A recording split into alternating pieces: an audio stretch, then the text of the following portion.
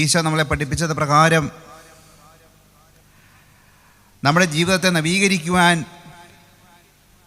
ആഗ്രഹിച്ചുകൊണ്ട് ഈശോ നമ്മളോട് പറഞ്ഞു, യുഗാന്ത്യം വരെ ഞാൻ നിങ്ങളുടെ കൂടെ ഉണ്ടായിരിക്കും. നിങ്ങൾ ലോകമെമ്പാടും പോയി സകല സൃഷ്ടികളോടും സുവിശേഷം പ്രസംഗിക്കുക. മത്തായി സുവിശേഷം 28-ാം അധ്യായത്തിലെ ഈ തിരുവചനത്തെ നമുക്ക് ഈ പുതുവർഷത്തിൻ്റെ ആദ്യ ദിവസത്തിൽ തന്നെ ജീവിതത്തോട് ചേർത്ത് വെക്കാം. നമ്മുടെയൊക്കെ ജീവിതത്തിൽ പലപ്പോഴും കർത്താവിൻ്റെ സുവിശേഷത്തെ ജീവിതത്തിൽ പ്രാവർത്തികമാക്കുവാൻ കഴിയാത്ത അവസ്ഥകളുണ്ട്. അതുകൊണ്ട് തന്നെ നമ്മൾ പിന്നെ അതിനായിട്ടൊന്നും ശ്രമിക്കാറുമില്ല. നമ്മൾ പലപ്പോഴും ഇഷ്ടപ്പെടുന്നത് ദൈവത്തിൽ നിന്നുള്ള വലിയ നന്മകളായി, ഞാൻ ഇഷ്ടപ്പെടുന്ന ഞാൻ ആഗ്രഹിക്കുന്ന അനുഗ്രഹങ്ങൾ, എനിക്ക് ആവശ്യമെന്ന് എനിക്ക് തോന്നുന്ന അനുഗ്രഹങ്ങൾ വാങ്ങുവാൻ ഞാൻ ആഗ്രഹിക്കുമ്പോൾ പലപ്പോഴും സ്വർഗത്തിൻ്റെ പദ്ധതികൾ നമ്മുടെ ജീവിതത്തിൽ തിരിച്ചറിയാൻ നമുക്ക് കഴിയാതെ പോകുന്ന അവസ്ഥയുണ്ട്. അങ്ങനെ തന്നെ നാമും കർത്താവും തമ്മിലുള്ള അകലം വർദ്ധിച്ചു വരുന്നു. കാരണം കർത്താവ് ആഗ്രഹിക്കുന്നു ഞാൻ സുവിശേഷത്തിൻ്റെ സാക്ഷിയായി ലോകത്തിൽ ജീവിക്കണമെന്ന്, ഞാൻ ആഗ്രഹിക്കുന്നു ലോകത്തിൻ്റെ സമൃദ്ധിയിൽ ആനന്ദിച്ച് ജീവിക്കണമെന്ന്. അങ്ങനെ സ്വർഗത്തിൻ്റെ ഹിതവും നമ്മുടെ ഇഷ്ടവും തമ്മിൽ വ്യത്യസ്തമായി തീരുമ്പോൾ നമ്മുടെ പ്രാർത്ഥനാ ജീവിതങ്ങൾ തടസ്സപ്പെടുന്ന, പ്രാർത്ഥനയുടെ മേഖലകൾ തടസ്സപ്പെടുന്ന, ഏകാഗ്രത നഷ്ടപ്പെട്ടു പോകുന്ന അനുഭവങ്ങളൊക്കെ നമ്മുടെ ജീവിതത്തിൽ സംഭവിക്കുന്ന സ്വാഭാവികമാണ്. അതുകൊണ്ട് നമുക്ക് ഒരു പുതിയ അനുഭവത്തിലേക്ക് കടന്നു വരണം. പുതിയ വർഷം എന്നാൽ അതിൻ്റെ അർത്ഥം നമുക്ക് പുതിയ പുതിയ നേട്ടങ്ങൾ നൽകുക, പുതിയ സമൃദ്ധി നൽകുക, പുതിയ ഭൗതിക ജീവിതത്തിൻ്റെ വഴികൾ തുറക്കുക, ഇങ്ങനെയൊക്കെയാണ് നമ്മൾ കരുതിയിരിക്കുന്നത്. അതിനുവേണ്ടി ഒത്തിരി പേര് പ്രാർത്ഥിക്കുന്നുണ്ട്. ഈ പുതുവർഷത്തിന് ഒരുപാട് പേര് പ്രാർത്ഥിക്കുന്നു. ഒരുപക്ഷെ ക്രിസ്മസിനൊന്നും അത്രയും പ്രാർത്ഥിച്ച് കാണുകയില്ല, നോയമ്പ് കാലത്തും പ്രാർത്ഥിച്ച് കാണുകയില്ല, ദുഃഖ വെള്ളിയാഴ്ച വന്നാലും അതുപോലെ പ്രാർത്ഥിച്ച് കാണുകയില്ല. കാരണം അതുപോലെ ഒരുപാട് പേര് ഈ ദിവസങ്ങളിലൊക്കെ ഹൃദയം ഉരുകി പ്രാർത്ഥിക്കുന്നുണ്ട്, കർത്താവേ ഞങ്ങൾക്കൊരു നല്ല വർഷം തരണമേ. എന്താണ് ഈ നല്ല വർഷം? അതിന്ന് വരെ നമ്മൾ തിരിച്ചറിഞ്ഞിട്ടുമില്ല. നമ്മൾ ആഗ്രഹിക്കുന്ന ഈ നല്ല വർഷം എന്നാൽ അത് നമ്മുടെ ജീവിതത്തിൻ്റെ സമൃദ്ധി സന്തോഷമാണ് നമ്മൾ തെറ്റിദ്ധരിച്ചിരിക്കുന്നു, അല്ലെങ്കിൽ പിശാച് നമ്മളെ തെറ്റിദ്ധരിപ്പിച്ചിരിക്കുന്നു. പിശാച് നൽകിയ തെറ്റിദ്ധാരണയ്ക്ക് അടിമപ്പെട്ടുകൊണ്ട് നമ്മൾ പ്രാർത്ഥിക്കുന്നു, എല്ലാം നല്ലതായിരിക്കണമേ. പക്ഷെ എന്താണ് ഈ നന്മയെന്ന് നമ്മൾ ശരിക്കും മനസ്സിലാക്കിയിട്ടാണോ ഇങ്ങനെയൊക്കെ പ്രാർത്ഥിക്കുന്നത് നമ്മൾ ചിന്തിക്കണം. എല്ലാ വർഷവും ആ വർഷത്തിൻ്റെ ആരംഭമാകുമ്പോൾ എല്ലാവരും ശക്തമായിട്ട് പ്രാർത്ഥിച്ചൊരുങ്ങും, വലിയ പ്രതീക്ഷയൊക്കെ ഉണ്ട്. ഈ വർഷം നല്ലതായിരിക്കും, ഈ വർഷം നല്ലതായിരിക്കും എന്ന് പ്രതീക്ഷിക്കുമ്പോൾ തന്നെ കഴിഞ്ഞ വർഷം അതുപോലെ തന്നെ പ്രാർത്ഥിച്ച മനുഷ്യൻ ഈ വർഷം ഇരുന്ന് ഓർത്തിട്ട് പറയും, ഇത്രയും മോശമായൊരു വർഷം ജീവിതത്തിൽ ഇനിയും വരാനില്ല. എന്തെല്ലാം അനുഭവിച്ചു, എന്തെല്ലാം സഹിച്ചു, എന്തെല്ലാം സംഭവിച്ചു, അയ്യോ ഇതൊരു വളരെ മോശമായ വർഷമായിരുന്നു. എല്ലാ വർഷത്തിൻ്റെയും ആദ്യ ദിവസങ്ങളിൽ ശക്തമായ പ്രാർത്ഥന, അതിനേക്കാൾ ശക്തമായ തീരുമാനങ്ങൾ, തീഷ്ണമായ ത്യാഗപ്രവർത്തികൾ. 25 നോയമ്പ് നോക്കിയില്ലെങ്കിലും 31-ാം തീയതി ചില തീരുമാനങ്ങളെടുത്ത് കുറേ ത്യാഗമൊക്കെ ചെയ്തിട്ട് നമ്മൾ പ്രാർത്ഥിച്ച് ഒരുങ്ങാറുണ്ട്. എല്ലാം നല്ലതായിട്ട് വരണം. പക്ഷേ ഈ നന്മ എന്താണെന്ന് ഇതുവരെയും നമ്മൾ മനസ്സിലാക്കിയിട്ടില്ല. നമ്മളെക്കുറിച്ച് സ്വർഗത്തിലെ ദൈവം ഉദ്ദേശിച്ച നന്മകൾ നമ്മുടെ ജീവിതത്തിൽ എന്തെങ്കിലും യാഥാർത്ഥ്യമായിട്ടുണ്ടോ എന്ന് നമ്മൾ ദൈവസന്നിധിയിൽ ആത്മപരിശോധന ചെയ്യാതെ നമ്മുടെ ഇഷ്ടങ്ങൾ നിറവേറുവാൻ ആഗ്രഹിച്ചുകൊണ്ട് നമ്മൾ പുതിയ വർഷത്തിന് വേണ്ടി പ്രാർത്ഥിക്കുന്ന അർത്ഥമില്ല. കാരണം നമ്മളെപ്പറ്റി സ്വർഗം സന്തോഷിക്കണം. സ്വർഗം എപ്പോൾ സന്തോഷിക്കും? അനുദപിക്കുന്ന ഒരു പാപിയെപ്പറ്റി സ്വർഗം സന്തോഷിക്കുമെന്ന് ലൂക്കാസ് സുവിശേഷം 15-ാം അധ്യായത്തിൽ നമ്മൾ വായിക്കുമ്പോൾ നമ്മുടെ ജീവിതത്തിലോ നമ്മളുമായിട്ട് ബന്ധപ്പെട്ട് നിൽക്കുന്നവരിലോ നമ്മൾ മൂലമോ ഒരു വ്യക്തിക്കും അനുതാപം ഉണ്ടാകുവാൻ ഇതുവരെ ഇടയായിട്ടില്ല. എൻ്റെ ജീവിതത്തിൽ പോലും യഥാർത്ഥത്തിലുള്ള അനുതാപം, ഈ അനുതാപത്തെ അതിൻ്റെ പൂർണ്ണതയിലെത്തിക്കുന്ന മാനസാന്തരത്തെ അർത്ഥമാക്കുന്ന മാനസാന്തരം യോജിച്ച ഫലങ്ങൾ, ഇതൊന്നും സംഭവിച്ചിട്ടില്ല. അപ്പോൾ എന്നെ സംബന്ധിച്ച് സ്വർഗത്തിന് സന്തോഷിക്കാൻ ഒന്നും തന്നെ ഇല്ല. അങ്ങനെ സ്വർഗത്തിന് സന്തോഷിക്കാൻ ഒന്നും തന്നെ കൊടുക്കാൻ കഴിയാത്ത മനുഷ്യൻ സ്വന്തം സന്തോഷത്തിന് വേണ്ടി ഏതെല്ലാം പ്രാർത്ഥനകൾ, ഏതെല്ലാം രീതിയിൽ, ഏതെല്ലാം ത്യാഗങ്ങൾ, ഏതെല്ലാം രൂപത്തിൽ ചെയ്തെന്ന് പറഞ്ഞാലും ആ പ്രാർത്ഥനയ്ക്ക് സ്വർഗത്തിൽ മൂല്യം ഉണ്ടാകണമെന്ന് ഒരു നിർബന്ധവുമില്ല. കാരണം ദൈവത്തിൻ്റെ കർത്താവ് വെച്ച വ്യവസ്ഥയ്ക്ക് അനുസൃതമല്ലാത്ത ഒരു പ്രാർത്ഥനയും സ്വർഗത്തിന് സ്വീകാര്യമാവുകയില്ല.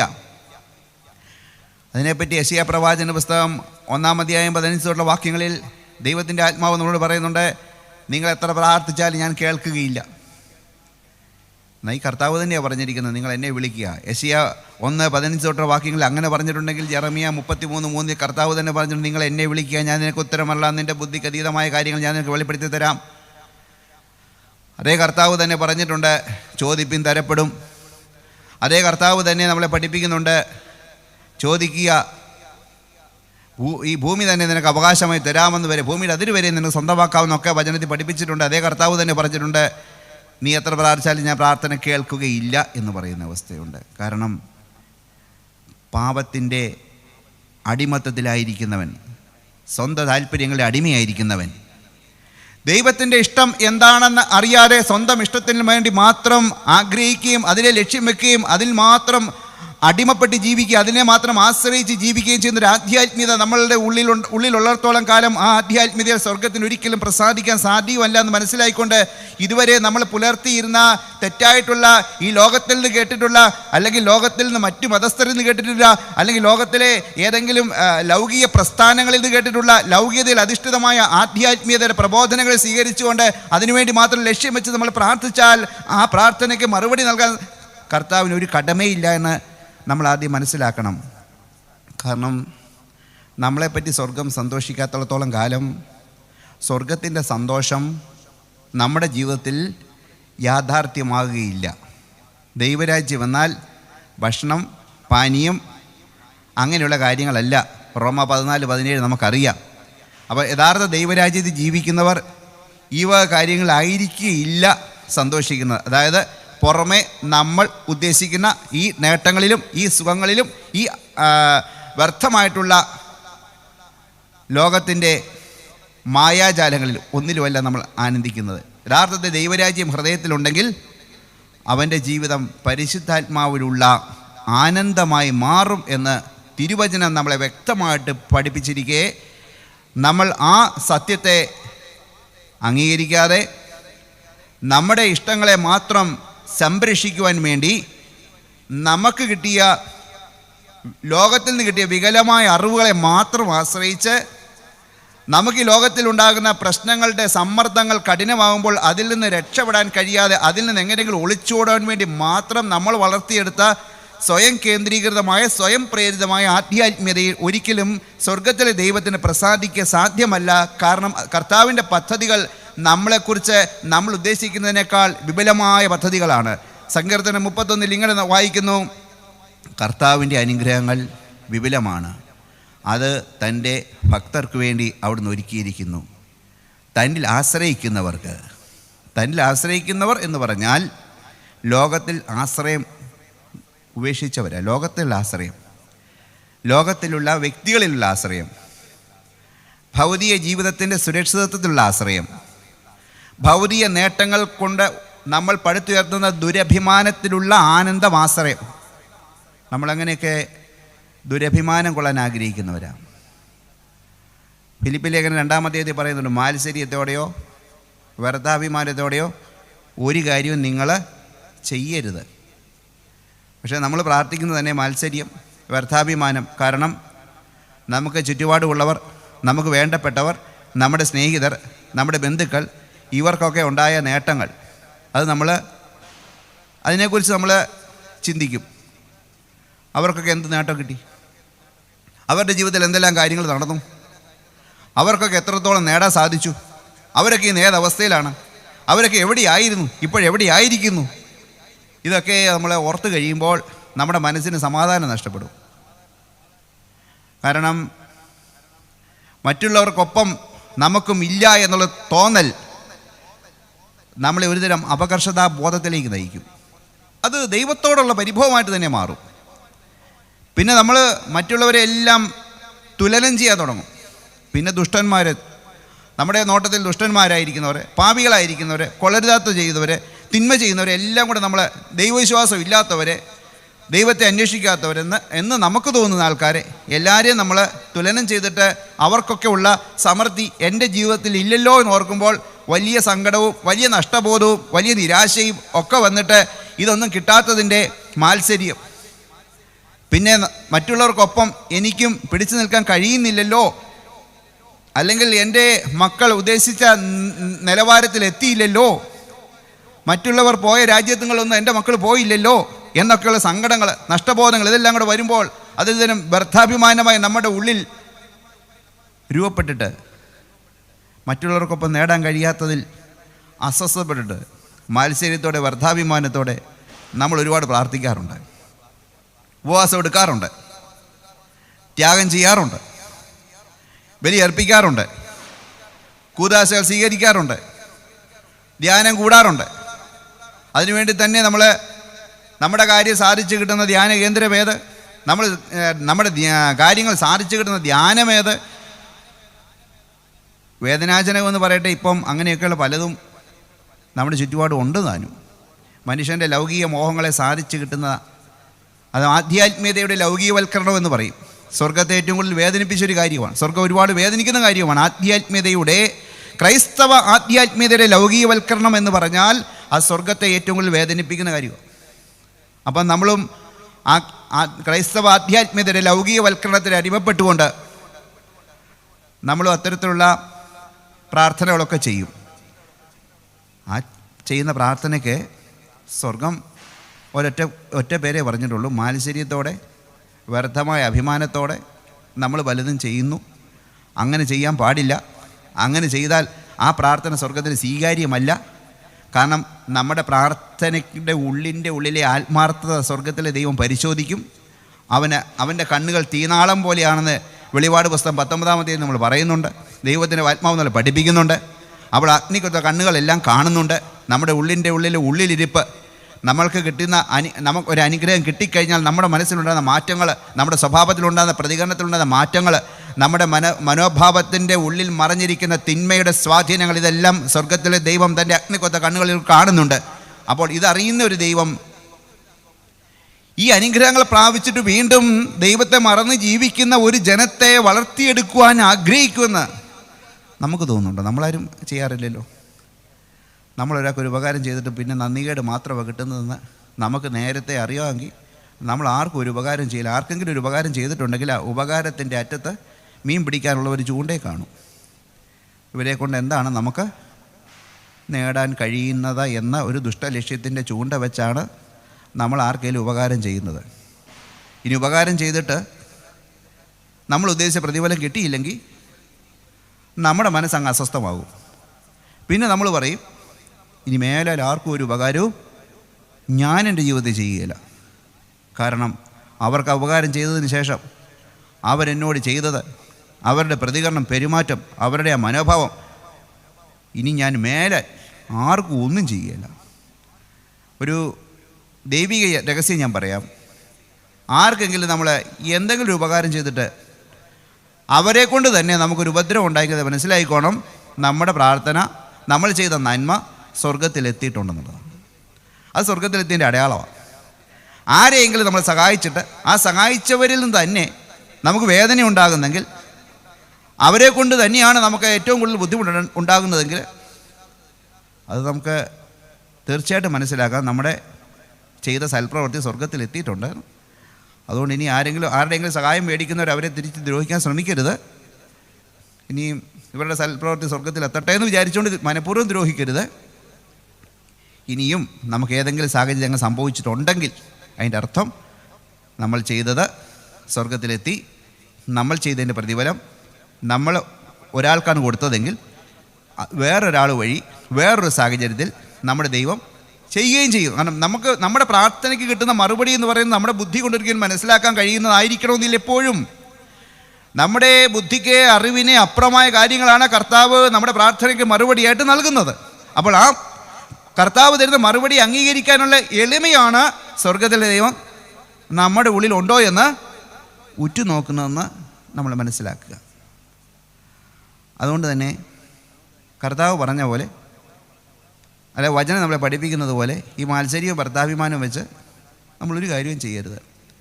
സാക്ഷാൽ ക്രിസ്തുവിൻ്റെ മനോഭാവം തന്നെ ഏത് നന്മ ചെയ്താലും, ഏത് പ്രാർത്ഥന ചെയ്താലും, ഏത് പുണ്യം ചെയ്താലും, ഏത് ധ്യാനം കൂടിയാലും, എത്രത്തോളം കൂദാശകൾ എങ്ങനെയൊക്കെ സ്വീകരിച്ചാലും അതിനൊക്കെ നമ്മുടെ ഉള്ളിൽ ക്രിസ്തുവിൻ്റെ മനോഭാവം ഉണ്ടാകണം. ക്രിസ്തുവിൻ്റെ മനോഭാവം എന്താണ്? ദൈവത്തോടുള്ള സമാനത മാറ്റിവെക്കുന്നത് എന്ന് പറഞ്ഞാൽ തനിക്കുള്ള അനുകൂല സാഹചര്യങ്ങൾ പോലും ഉപേക്ഷിക്കുന്നത്, തൻ്റെ ജീവിതത്തിൻ്റെ സുരക്ഷിതത്വത്തിന് പ്രാധാന്യം കൊടുക്കാത്തത്, യേശുവിനോടൊപ്പം സ്വയം ബലിയാകാനുള്ള സന്നദ്ധത, സമർപ്പണം. ഇതാണ് ക്രൈസ്തവാധ്യാത്മ്യത, ഇതാണ് ക്രൈസ്തവ ജീവിതം. ഈ ക്രൈസ്തവ ജീവിതം നമ്മുടെ ജീവിതത്തിൽ യാഥാർത്ഥ്യമായെങ്കിൽ മാത്രമേ സ്വർഗം നമ്മൾ ചെയ്യുന്ന കാര്യങ്ങൾ പ്രസാദിക്കുകയുള്ളൂ. എങ്കിലേ സ്വർഗത്തിൽ നമ്മളെ വിശ്വസിക്കാൻ പറ്റുള്ളൂ. നമ്മൾ ദൈവത്തിൽ വിശ്വസിക്കുന്നു പറയുന്നതുകൊണ്ട് കാര്യമില്ലല്ലോ, അത് നമ്മുടെ സ്വാതന്ത്ര്യത്തിൽപ്പെട്ട കാര്യം. പക്ഷേ നമ്മൾ വിശ്വസിച്ച നമ്മുടെ ദൈവം നമ്മളെ കൂടെ വിശ്വസിക്കണം. അങ്ങനെ പരസ്പര വിശ്വാസത്തിൽ കൂടിയാണ് പ്രാർത്ഥനകൾക്ക് മറുപടി കിട്ടുന്നത്. ആ പരസ്പര വിശ്വാസത്തിലാണ് ദൈവം കൃപ ചൊരിയുന്നത്. അതുകൊണ്ട് തന്നെയാണ് പറയുന്നത്, ഒരു പുതിയ വർഷം വരുമ്പോൾ ഇത്രയും കാലം എനിക്കെന്നാ കിട്ടി, എനിക്കെന്തെല്ലാം നേടാൻ സാധിച്ചു, എനിക്കെത്രത്തോളം ഞാൻ ചോദിച്ച കാര്യങ്ങൾ നടന്നു കിട്ടി, ഇങ്ങനെയുള്ള വിലയിരുത്തലുകൾക്ക് മുതിരാതെ എനിക്കെൻ്റെ കർത്താവിന് വേണ്ടി, എനിക്കെൻ്റെ ഈശോയുടെ രാജ്യത്തിന് വേണ്ടി എന്ത് ചെയ്യാൻ സാധിച്ചു? ഇപ്പോൾ സഹനങ്ങളിലൂടെയാണോ കടന്നു പോകുന്നത്? ആ സഹനം തന്നെ ദൈവരാജ്യത്തിൻ്റെ വളർച്ചയ്ക്കായിട്ട് ഞാൻ കാഴ്ചവെച്ച് പ്രാർത്ഥിക്കാൻ പോവാം. ദൈവമേ, ഇപ്പോൾ എൻ്റെ ജീവിതത്തിൽ കടന്നു പോകുന്ന ആ ഒരു വേദനയും പ്രയാസമൊക്കെ ഉണ്ടല്ലോ, അതിനുവേണ്ടി കുറച്ചു കാലമാണ് ഞാൻ പ്രാർത്ഥിച്ചുകൊണ്ടിരിക്കുകയാണല്ലോ. അതിനുവേണ്ടി ഇടപെടാതെ ഞാൻ പ്രാർത്ഥിച്ചുകൊണ്ടിരിക്കുക. കാരണം വചനത്തിൽ പറഞ്ഞിട്ടുണ്ടല്ലോ, ഇടപെടാതെ പ്രാർത്ഥിക്കുവിൻ. എല്ലാ കാര്യങ്ങൾക്കും നന്ദി കരയറ്റലൊന്നും നടക്കത്തില്ല. കിട്ടുവാണെങ്കിൽ ആ കിട്ടിയതിൻ്റെ വിധം നോക്കിയിട്ട് അതിനകത്ത് മനുഷ്യൻ്റെ കഴിവിനപ്പുറമായിട്ട് എന്തെങ്കിലും ഉണ്ടെങ്കിൽ നന്ദി പറയാം. അല്ലെ പിന്നെ അതിനകത്ത് മാനുഷ്യമായിട്ട് എന്തെങ്കിലും ഉണ്ടെങ്കിൽ പിന്നെ നന്ദി പറഞ്ഞിട്ടും കാര്യമില്ല. അതല്ലേലും നടക്കുന്ന കാര്യമാണെന്ന് പിന്നെ തോന്നിയാൽ നമ്മൾ നന്ദി പറയത്തുമില്ല. അപ്പം അത്രമേ വലിയ അത്ഭുതമാണെങ്കിൽ നന്ദി പറയാം, അല്ലെങ്കിൽ നന്ദി എന്ന് പറയുന്നില്ല. പക്ഷേ ഒരു കാര്യം സംഭവിക്കുന്നുണ്ട്, ഇടപെടാതെ പ്രാർത്ഥിച്ചുകൊണ്ടിരിക്കുന്നുണ്ട്. പക്ഷേ ഈ പ്രാർത്ഥനയിലെല്ലാം ലക്ഷ്യം വെച്ചിരിക്കുന്നത് എന്താണ്? ഒരിക്കൽ അടിമത്തത്തിലായിരുന്നപ്പോൾ നമുക്കുണ്ടായിരുന്ന കാര്യങ്ങളെക്കുറിച്ചുള്ള നഷ്ടബോധം. ഈജിപ്തിലെ ജനം മരുഭൂമി ചെന്നപ്പോൾ പെറുപെറുക്കാൻ തുടങ്ങി. ഈജിപ്തിൽ കിടന്ന് നിലവിളിയായിരുന്നു. ആ നിലവിളി കേട്ടാണ് ദൈവം മോശയുടെ അരികിൽ ഇറങ്ങി വന്നത്. എൻ്റെ ജനത്തിൻ്റെ നിലവിളി ഞാൻ കേട്ടെന്നാണ് പറഞ്ഞത്, അവരുടെ കഷ്ടത ഞാൻ കണ്ടെന്നാണ് പറഞ്ഞത്. ആ കഷ്ടത കണ്ട് നിലവിളി കേട്ട് അവരെ വിടുവിച്ച് കഴിഞ്ഞപ്പോൾ, മരുഭൂമി ചെന്ന് കഴിഞ്ഞപ്പോൾ അവർ ആ അടിമത്തത്തിൻ്റെ പഴയ കാലങ്ങളെ ഓർക്കുകയാണ്. അവിടെയായിരുന്നെങ്കിൽ എന്ത് നല്ലതായിരുന്നു. ഇപ്പോഴും നമ്മൾ പലരും ചിന്തിക്കുന്നുണ്ട്, പ്രാർത്ഥിക്കാതിരുന്നെങ്കിൽ എന്ത് നല്ലതായിരുന്നു. പ്രാർത്ഥിച്ച എനിക്ക് എന്നാ കിട്ടിയത്, പ്രാർത്ഥിക്കാത്ത അവർക്ക് എന്ത് കിട്ടി, അവരെന്തെല്ലാം നേടി, അവരുടെ കാര്യങ്ങളൊക്കെ ഭംഗിയായിട്ട് നടക്കുന്നുണ്ട്. ഞാനീ പ്രാർത്ഥനയെല്ലാം ചെയ്തു, എൻ്റെ കാര്യത്തിൽ നടക്കുന്നുമില്ല. ആ കൂടെ എനിക്ക് പ്രാർത്ഥിച്ച സമയം കൂടെ നഷ്ടപ്പെട്ടു. അല്ലായിരുന്നെങ്കിൽ ആ സമയം കൂടെ വല്ലതും ചെയ്യാമായിരുന്നുള്ള ഒരു തോന്നൽ, അല്ലെങ്കിൽ ഒരു മറുതലിപ്പ് ചിന്ത. ചിലർ പറയും ഞാനതേ ദൈവത്തോളം സ്നേഹം കൊണ്ടങ്ങ് പറയുക, പിന്നെ സ്നേഹമുള്ളവരോടല്ലേ വഴക്കിടാൻ പറ്റത്തില്ല, അതിന് വഴക്കിടുക. പക്ഷേ വഴക്കിടിയിൽ മാത്രമേ നടക്കുന്നുള്ളൂ. സ്നേഹം ഉണ്ടോ എന്ന് വെച്ചാൽ യഥാർത്ഥ സ്നേഹം എപ്പോഴാണ് ഉണ്ടാകുന്നത്? എന്തെങ്കിലും ഇങ്ങോട്ട് കിട്ടുമ്പോഴേ സ്നേഹമാണ്. അങ്ങനെ സ്നേഹിക്കാൻ ആർക്കും സാധിക്കും? ലോകത്തിൽ ആർക്കും അങ്ങനെയൊക്കെ സ്നേഹിക്കാൻ സാധിക്കും. അങ്ങോട്ടുണ്ട് ഇങ്ങോട്ടുള്ള സ്നേഹം, ആ സ്നേഹത്തിൻ്റെ മനോഭാവം അതൊരു കച്ചവട മനോഭാവത്തിൽ രൂപപ്പെട്ട സ്നേഹം അതല്ലല്ലോ. ദൈവസ്നേഹം എന്ന് പറയുന്നത് അങ്ങനെയല്ല. ദൈവസ്നേഹം എന്ന് പറയുന്നത് വ്യവസ്ഥയില്ലാത്തതാണ്. ആ വ്യവസ്ഥയില്ലാത്ത സ്നേഹത്തോട് നമ്മളെ തന്നെ താതാത്മ്യപ്പെടുന്നതാണ് ദൈവസ്നേഹത്തിൽ പങ്കുകാരായി തീരുക എന്ന് പറയുന്നത്. അപ്പം നമുക്കും അതേ സ്നേഹം ഉണ്ടായിരിക്കണം. കിട്ടിയതോ കിട്ടാത്തതിനെ കുറിച്ചുള്ളതല്ല. പക്ഷേ ഒരു കാര്യം കൂടെ മനസ്സിലാക്കണം, ദൈവം തൻ്റെ പുത്രനെ നമുക്ക് വേണ്ടി മരിക്കാൻ നൽകിയത് വഴി, ക്രൂശിൽ മരിക്കാൻ നൽകിയത് വഴി നമ്മളോടുള്ള സ്നേഹം, സ്വന്തം പുത്രനെ പോലും ആദരിക്കാതെ, സ്വന്തം പുത്രനെ പോലും വിലമതിക്കാതെ നമുക്ക് വേണ്ടി തന്നവൻ അതോടുകൂടി സകലതും തരാതിരിക്കുമോ? റോമ 8:32 നമ്മൾ ചോദിക്കാതെ പ്രാർത്ഥിക്കാതെ തന്നെ സ്വന്തം പുത്രനെ തന്നു. അങ്ങനെ പുത്രനെ തന്നതുകൊണ്ടാണ് ദൈവസന്നിധി നമുക്ക് അവകാശമുള്ളത്. അവൻ്റെ രക്തത്താലാണ് അതിവിശുദ്ധ സ്ഥലം വരെ കടന്നു വരാനുള്ള മനോധൈര്യം നമുക്ക് നൽകപ്പെട്ടത്. ഹെബ്രായ ലേഖനം 10-ാം അധ്യായത്തിൽ പറയുമ്പോൾ ആ രക്തം ആണ് നമ്മളെ കർത്താവിൻ്റെ നാമം വിളിക്കാൻ, ദൈവത്തിൻ്റെ മക്കളുടെ പദവിയിൽ ഉയർത്തുവാൻ, അവിടുത്തെ തിരുശരീര രക്തങ്ങൾ സ്വീകരിക്കാൻ, കുദാശകൾ സ്വീകരിച്ച് സ്വർഗീയ കൂട്ടായ്മയിലേക്ക് കടന്നു വരുവാനായിട്ട്, ദൈവരാജ്യത്തിൻ്റെ അവകാശികളായി മാറുവാനായിട്ട് സ്വർഗം നൽകിയ ഒരു അവകാശം അത് ദൈവം തൻ്റെ പുത്രനെ നമുക്ക് വേണ്ടി നൽകിയതുകൊണ്ട്, ഇങ്ങോട്ട് തന്നതുകൊണ്ടാണ് ബാക്കി എല്ലാ കാര്യങ്ങളും അങ്ങോട്ട് ഉണ്ടാകുന്നതെന്നുള്ള തിരിച്ചറിവൂടെ നമുക്ക് വേണ്ടേ? ആ പുത്രനെ എന്തിന് തന്നെന്നും, ആ പുത്രൻ എനിക്ക് വേണ്ടി എന്ത് ചെയ്തെന്നും, അങ്ങനെ ചെയ്തത് വഴി ആ പുത്രൻ എനിക്ക് വേണ്ടി എന്തൊരുക്കിയിരിക്കുന്നുവെന്നും, ഞാൻ എന്ത് പകരം കൊടുക്കണമെന്നും തിരിച്ചറിവില്ലെങ്കിൽ പിന്നെ നമ്മളെ ഈ ലോകത്തിലെ കാര്യങ്ങളോർത്ത് അസ്വസ്ഥപ്പെട്ട കാര്യമുണ്ടോ? കാരണം സർവ്വത് സൃഷ്ടിച്ച് കഴിച്ചിട്ടാണ് മനുഷ്യനെ സൃഷ്ടിച്ചത്. മനുഷ്യന് എന്താവശ്യമുണ്ടെന്ന് അറിഞ്ഞുകൊണ്ട് തന്നെ നമ്മുടെ ആവശ്യങ്ങളെല്ലാം നമുക്ക് മുമ്പേ അമ്മയുടെ ഉദരത്തിലായിരുന്നപ്പോൾ തന്നെ അറിഞ്ഞ് തന്നവനാണ്. അപ്പോൾ ആ ദൈവത്തിൻ്റെ പരിപാലനയെക്കുറിച്ച് നമുക്ക് ആദ്യം ബോധ്യം ഉണ്ടാകണം. ദൈവം നമ്മളോട് കാണിച്ച കാരുണ്യത്തിൻ്റെ മാഹാത്മ്യം മനസ്സിലാക്കണം. അതിന് നന്ദി പറഞ്ഞിട്ടേ, അല്ലെങ്കിൽ പിതാവായ ദൈവം പുത്രനെ എനിക്ക് വേണ്ടി ഈ ലോകത്തിലേക്ക് അയച്ച് ക്രൂശിൽ മരിച്ചു, ക്രൂശിൽ പീഡ സഹിക്കാൻ വിട്ടു തന്നു, ക്രൂശിൽ മരിക്കാൻ അനുവദിച്ചു, അവൻ എനിക്ക് വേണ്ടി ഉയർത്തെഴുന്നേറ്റ് ജീവിക്കുന്ന സ്വർഗം ചെയ്ത വലിയ വലിയ കാര്യങ്ങൾ, അതിനെക്കുറിച്ചുള്ള ബോധ്യം നമ്മുടെ ജീവിതത്തിലുണ്ടെങ്കിൽ, ആ ബോധ്യതനുസരിച്ച് നമ്മുടെ ജീവിതത്തെ നമ്മുടെ കാഴ്ചപ്പാടുകളെ മാറ്റിമറിക്കാൻ നമുക്ക് കഴിയുന്നുണ്ടെങ്കിൽ മാത്രമേ നമ്മുടെ പ്രാർത്ഥനകൾ സ്വർഗത്തിലെത്താൻ പ്രാപ്തമായ രീതിയിൽ ഒരുക്കപ്പെടുകയുള്ളൂ. ഈ സത്യത്തിൻ്റെ സാക്ഷിയായിട്ട് നമ്മുടെ കുടുംബത്തിൽ ജീവിക്കണം.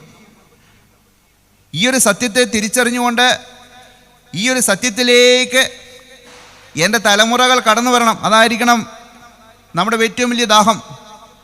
അവരേത് രാജ്യത്ത് പോട്ടെ, ഏത് നാട്ടിലോട്ട് പോട്ടെ, തമ്പുരാൻ തീരുമാനിക്കും. പക്ഷെ ഒരു കാര്യമുണ്ട്, ഞാനും സ്വർഗത്തിലെത്തണം, എൻ്റെ മക്കൾ സ്വർഗത്തിലെത്തണം. ആ സ്വർഗീയ ലക്ഷ്യത്തോടെ ഈ ലോകത്തിൽ ജീവിക്കുമ്പോൾ തന്നെ സ്വർഗീയ ലക്ഷ്യത്തോടെ ഞാൻ ജീവിച്ചുകൊണ്ട് എൻ്റെ മക്കളെയും ആ സ്വർഗീയ ലക്ഷ്യത്തിലേക്ക് വളർത്തിയെടുക്കാൻ സാധിക്കുന്നെങ്കിൽ അങ്ങനെയുള്ള മാതാപിതാക്കളെ ചൊല്ലി സ്വർഗം അഭിമാനിക്കും. അതുകൊണ്ട് ആ വിശ്വാസത്തിൻ്റെ മാതൃക പൂർവ്വപിതാക്കന്മാരിൽ ഉയർന്നു നിന്നുകൊണ്ടാണ് എബ്രഹാമിന് തൻ്റെ മകന് ദൈവത്തെ കൊടുക്കാൻ സാധിച്ചു. കാരണം എന്തു പറഞ്ഞാലും അനുസരിക്കുന്ന ഒരു ജീവിതശൈലി എബ്രഹാമിൻ്റെ ജീവിതത്തിൽ ഇസഹാക്ക് പഠിച്ചു. ദൈവം എന്ത് പറഞ്ഞോ, ദൈവം എന്ത് അനുവദിച്ചോ അത് സ്വീകരിക്കാനുള്ള മനസ്സ് അത് തൻ്റെ പിതാവിൽ കണ്ടു. അങ്ങനെ ദൈവത്തെ പൂർണ്ണമായിട്ട് വേദവസ്ഥയിലും അംഗീകരിക്കുന്ന വിശ്വസിക്കുന്ന ഒരു മനസ്സ് എബ്രഹാമിനുണ്ടെന്ന് മനസ്സിലാക്കിയപ്പോൾ ഇസഹാക്കും അതേ ദൈവത്തെ അന്വേഷിച്ചു. ആ ദൈവം പറഞ്ഞാൽ മരുഭൂമിയിലെ ഒരു ഫലവും കിട്ടാത്ത കാലത്ത് വേണേലും വിത്ത് വിതച്ച് 100 മേനി കൊയ്യാൻ കഴിയുന്ന വിശ്വാസം, യാതൊരു നീരർവയുടെയും സാധ്യതയില്ലാത്തടത്തും കുഴിച്ചാൽ എൻ്റെ ദൈവം തരുന്ന വിശ്വാസത്തോടെ ദൈവത്തിന് വേണ്ടി എന്ത് ചെയ്യണം മനസ്സുള്ള ഇസഹാക്കിനെ കണ്ടി ഈ യാക്കോവും അതേ വിശ്വാസം പഠിച്ചു.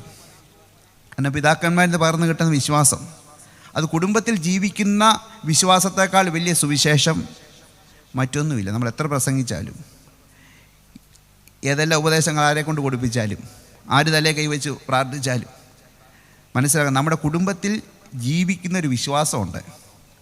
അത് തലമുറകൾക്ക് പകർന്നു കൊടുക്കുക എന്നുള്ളത് ഓരോ മാതാപിതാക്കളുടെയും കടമയാണ്. ആ അടിസ്ഥാന കടമയിൽ പരാജയപ്പെട്ടവരാണ്, ആ പ്രധാനപ്പെട്ട ദൗത്യത്തിൽ പരാജയപ്പെട്ട പലരുമാണ് ഇന്ന് ദൈവസന്നിധിയിലെ മക്കളുടെ ഭൗതിക നന്മയ്ക്ക് വേണ്ടി നിലവിളിച്ചുകൊണ്ടിരിക്കുന്നത്. അത്തരമൊരു നിലവിളിക്ക് എന്താണ് മൂല്യം? എത്ര കരഞ്ഞെന്ന് പറഞ്ഞാലും, എങ്ങനെ ഹൃദയം നുറുകിയെന്ന് പറഞ്ഞാലും, എന്നിട്ട് പറയും കർത്താവ് ഹൃദയം നുറുകിയവർക്ക് സമീപസ്ഥനല്ലേ? ആണു. എങ്ങനെ ഹൃദയം നുറുങ്ങണം? സങ്കീർത്തനം 51 തൻ്റെ പാപ ഓർത്ത് കരഞ്ഞ കണ്ണീരോടെ നിലവിളിച്ച ദാവീദ് മനസ്സിലാക്കി, തകർന്നത് നുറുങ്ങിയതുമായ ഹൃദയത്തെ ദൈവമേ നീ നിരസിക്കുകയില്ല. എപ്പോഴാണ് ഹൃദയം തകരേണ്ടത്? സ്വന്തം ജീവിതത്തിലെ പാപമോർത്ത് ഹൃദയം നുറുങ്ങിയിട്ടുണ്ടെങ്കിൽ അവിടെ ദൈവം സമീപസ്ഥന. അല്ലെങ്കിൽ ഒരു ബന്ധമില്ലാത്ത കാര്യങ്ങൾ നമ്മൾ വചനമായിട്ട് ചേർത്ത് വെച്ചിട്ട് പറഞ്ഞിട്ട് കാര്യമില്ല. നമ്മൾ ഹൃദയം നുറുങ്ങിയത് എന്തിനാ? നഷ്ടപ്പെട്ടു പോകുന്ന ഈ ലോകത്തെക്കുറിച്ചാണ് നമ്മുടെ ദുഃഖം മുഴുവനും. എബ്രഹാമും ഇസഹാക്കും യാക്കോവും ഒക്കെ ഏതെല്ലാം കുറവുകളും പോരായ്മകളൊക്കെ ഉണ്ടെങ്കിലും അവരടിസ്ഥാനമായിട്ട് ഉയർത്തിപ്പിടിച്ചൊരു വിശ്വാസമുണ്ട്. അത് പാരമ്പര്യമായിട്ട് കൈമാറ്റം ചെയ്യപ്പെടുകയും ചെയ്തു. അതുകൊണ്ട് അവരുടെ ദൈവം എന്ന് പറയുന്നതിന് തമ്പുരാന് ഒരു മോശമായിട്ട് ഒരിക്കലും തോന്നുന്നില്ല. എബ്രഹാമിൻ്റെ ദൈവം, ഇസഹാക്കിൻ്റെ ദൈവം, യാക്കോവിൻ്റെ ദൈവം അങ്ങനെ പറയുമ്പോൾ അതിനകത്ത് ഒരു കുറവും കർത്താവിനുമില്ല. കാരണം അത്രത്തോളം കർത്താവിന് വേണ്ടി ത്യാഗം സഹിച്ച്, കർത്താവിന് വേണ്ടി പൂർണ്ണമായി സമർപ്പിച്ച്, കർത്താവ് പറഞ്ഞ അനുസരിച്ച് ജീവിച്ചവരാ. കർത്താവിനെ അനുസരിച്ച് ജീവിക്കുന്നവരുടെ പേരിൽ അറിയപ്പെടുന്നത് പോലും കർത്താവ് ഒരു കുറവായിട്ട് കരുതുന്നില്ല. ഇന്ന് നമ്മുടെയൊക്കെ വിശ്വാസത്തിൻ്റെ പേരിൽ നമ്മുടെയൊക്കെ ദൈവം എന്ന് പറയാൻ സ്വർഗത്തിലെ ദൈവം ആഗ്രഹിക്കുന്നുണ്ടോ എന്നുപോലും നമുക്കറിയില്ല. കാരണം നമ്മുടെയൊക്കെ മനോഭാവത്തിൽ ഒരുപാട് അവിശ്വസ്തതയുണ്ട്. പ്രാർത്ഥനയൊക്കെ അതൊക്കെ അത്യാവശ്യം വരുമ്പോൾ പ്രാർത്ഥനയൊക്കെ നമുക്ക് വേണം. കാരണം അത് നമുക്ക് അത്യാവശ്യം വരുമ്പോൾ നമ്മൾ പലയിടത്തും പോവും, ആശുപത്രിയിൽ പോവും, പോലീസ് സ്റ്റേഷനിൽ പോവും, അങ്ങനെ പലയിടത്തും പോവും. അപ്പം അത്യാവശ്യം വരുമ്പോൾ ദൈവത്തെയും വിളിക്കും. അവിടെ പോയി എങ്ങനെ വേണേലും ആശുപത്രി ചെന്നിട്ട് ഡോക്ടർ പറയും രക്ഷയില്ലെന്ന് പറയുമ്പോൾ ഡോക്ടറുടെ കാലെല്ലാം കൂട്ടി പിടിക്കും. എങ്ങനെയെങ്കിലും രക്ഷിക്കേണ്ട ഡോക്ടറെ, എന്നെ വേണേലും ചെയ്തേക്കാം, വല്ല കാര്യമുണ്ടോ എന്ന് പറഞ്ഞാൽ നമ്മളും തമ്പുരാനോട് അങ്ങനെ പറയാനുണ്ട്. നമുക്ക് ദൈവസന്നിധി സമർപ്പിച്ചുകൊണ്ട് നമ്മുടെ മനോഭാവങ്ങളെ മാറ്റിമറിച്ച് നമുക്ക് ദൈവാരാധനയ്ക്കായിട്ട് നമ്മളെ ഒരുക്കാം.